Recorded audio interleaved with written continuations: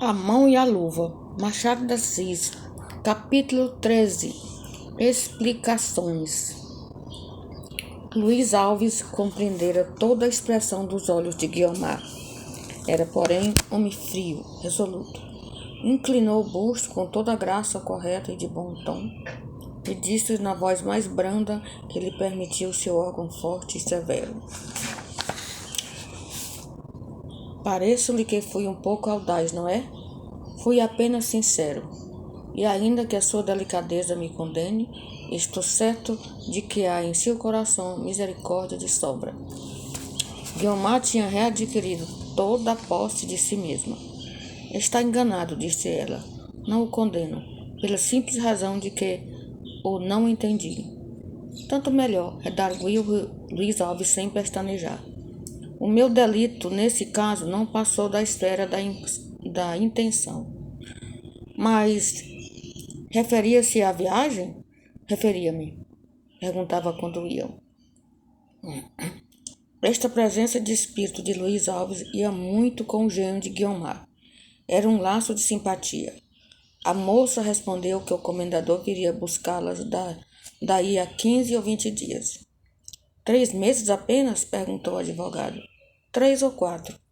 4 meses não é a eternidade, mas Cantagalo, para uma carioca da gema, há de ser um degredo.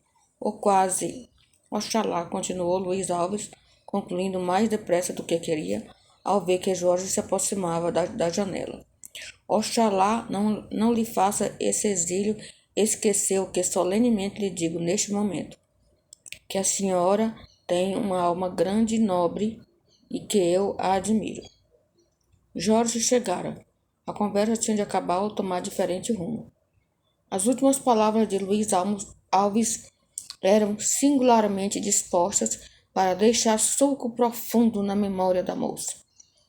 Não era uma declaração de amor, nem uma cortesania de sala, coisas todas que ela ouvira muita vez, que podiam lisonjeá-la e de certo lisonjeavam.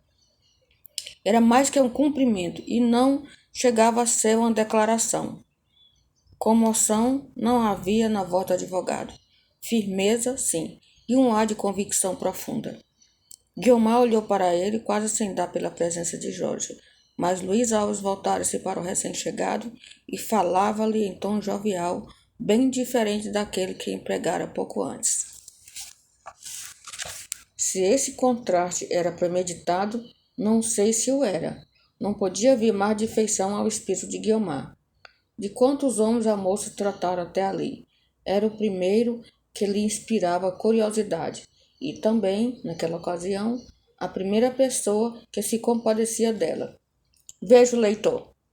Curiosidade e gratidão. Veja se há 2 asas mais próprias para arrojar uma dama no seio de outra alma, ou de um abismo, que às vezes é a mesma coisa. Eu disse compadecia, e esta só palavra, desacompanhada de outra coisa, podia fazer crer ao leitor que durante aqueles dias em que perdemos de vista, tornara-se Guiomar uma criatura desditosa. Nada disso. A situação era a mesma. Não a mesma anteriormente à carta de Jorge, mas a mesma da noite em que ela recebeu, situação de certo, assaz sombria e carregada para um coração que receia ser constrangido, mas não desesperada nem angustiosa. A baronesa, se soubera dos fatos, ou se pudera ler na alma da moça, seria a primeira a dar-lhe todas as consolações, mas não sabia. Seu desejo, ou antes o sonho da velhice, como ela dizia nos anteriores capítulos, era deixar felizes a afilhada e o sobrinho, e entendia que o melhor meio de os deixar felizes era casá-los um com o outro. A notícia que tinha do coração da moça a esse respeito era incompleta ou inexata. Pintavam-lhe uma frieza, o que era repugnância. Mrs. Oswald dava-lhe sempre esperanças de êxito feliz e próximo. As cóleras da moça não las contava nunca. Da carta de Jorge não soube, nem da cena na vida da alcova. O casamento continuava a parecer-lhe com todas as probabilidades de uma esperança realizável. Dirá a leitora que o sobrinho não merecia tanto zelo, nem tão pertinaz esperança, e terá razão. Mas os olhos da baronesa não são os da leitora. Ela só viu o lado bom, que era realmente bom, ainda que de uma bondade relativa, mas não havia o lado mau. Não via nem podia ver-lhe a frivolidade grave do espírito, nem o gênero de afeto que se lhe gerava no coração. Jorge era o único parente de sangue, filho de uma irmã que vivera infeliz e mais infelizmente morrera, não repudiada, mas aborrecida do marido, circunstância que lhe tornava cara aquele moço. Mais do que a afilhada, não. Nem tanto, de certo. O coração não chegaria para dividir-se igualmente em tão grandes porções. Queria-lhe, porém, muito, quando bastava para desejá-la feliz e trabalhar por fazê-lo. Acrescentemos que o destino da irmã sempre lhe estava presente ao espírito e que ela receava igual sorte a Guiomar. Em Jorge parecia-lhe ver todos os dotes necessários para torná-la venturosa. Infelizmente, Mrs. Oswald, sabedora daqueles secretos desejos e mais ou menos confidente dos sentimentos de Jorge, achara azada a ocasião esta para patentear toda a gratidão de que estava possuída e a profunda amizade que a ligava à família da baronesa. Interpôs-se para servir aos outros e mais ainda a si própria. Viu a dificuldade, mas não desanimou. Era preciso armar ao reconhecimento da baronesa. Por isso, não hesitou em confiar a Guiomar o desejo da madrinha, exagerando, entretanto, porque nunca a baronesa dissera que tal casamento era a sua campanha. E Mrs. Oswald atribuiu-lhe esta frase mortal para todas as esperanças e sonhos da moça. Mas, se falava demasiado ao pé de uma, era muito mais sóbria de palavras com a outra, e da exageração ou da atenuação da verdade resultara aquele perene estado de luta abafada, de receios, de indecisão e de amarguras secretas. Convém dizer, para dar o último traço ao perfil, que esta Mrs. Oswald não seguia só a voz do seu interesse pessoal, mas também o impulso do próprio gênio, amigo de pôr à prova a natural sagacidade de tentar e levar ao cabo uma destas operações delicadas e difíceis, de maneira que, se houvesse uma diplomacia doméstica, ou se criassem cargos para ela, Mrs. Oswald podia contar com um lugar de embaixatriz. Vindo agora à narração do sucesso da história, cumpre que o leitor saiba que a carta de Jorge não teve resposta escrita nem verbal. No dia seguinte ao da entrega, foi ele jantar a Botafogo, mas Guiomar não saíra do quarto, a pretexto de uma dor de cabeça. A baronesa passou o dia com ela. Jorge apenas conseguiu saber, quando de lá saiu, que a moça ia melhor.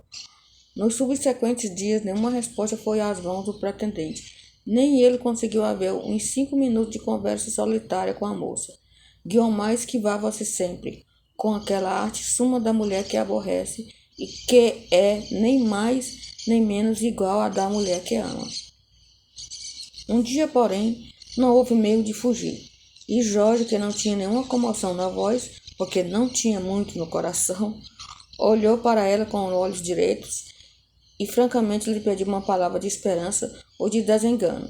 A moça hesitou alguns segundos, contudo era preciso responder.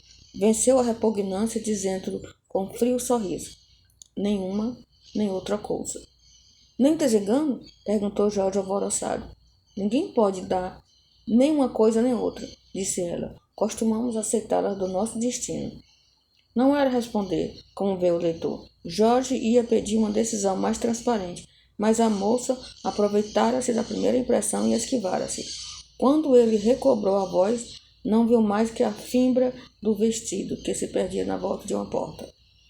Guiomar encurtou as rédeas à familiaridade que existia entre ela e Jorge, mas, se o tratava com mais reserva, não fazia com sequidão nem frieza, nem deixava de ser polido e afável. A dignidade natural que havia em toda a sua pessoa servia-lhe, além disso, como de uma torre de marfim, onde ela se acastelava e mantinha em respeito o pretendente.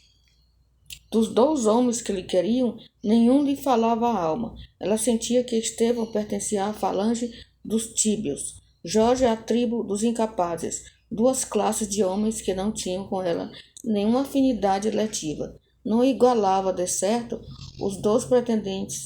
Um era simplesmente trivial, outro sentimental apenas, mas nenhum deles capaz de criar por si só o seu destino.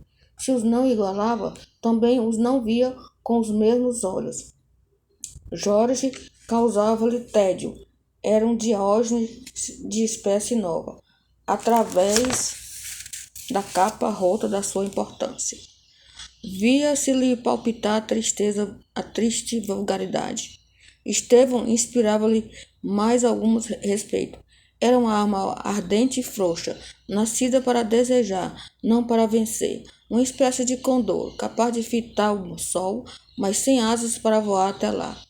O sentimento de Guiomar em relação a Estevão não podia nunca chegar ao amor. Tinha muito de superioridade e perdão. Com outra índole, aspirações diferentes e vivida em diversas esferas, amá-lo-ia com certeza, do mesmo modo que ele a amava. Mas a natureza e a sociedade deram-se as mãos para a desviar dos gozos puramente íntimos. Pedia amor, mas não o quisera fluir na vida obscura. A maior das felicidades da terra seria para ela o máximo dos infortúnios, se lhe pusessem num ermo. Criança, iam-lhe os olhos com as sedas e as joias das mulheres que via na chácara contígua ao próprio quintal de sua mãe. Moça, iam-lhe do mesmo modo com o espetáculo brilhante das grandezas sociais. Ela queria um homem que, ao pé de um coração juvenil e capaz de amar, sentisse dentro em si a força bastante para subi-la aonde a visse todos os olhos. Voluntariamente, só uma vez aceitara a obscuridade e a mediania. Foi quando se propôs a seguir o ofício de ensinar, mas é preciso dizer que ela contava com a ternura da baronesa.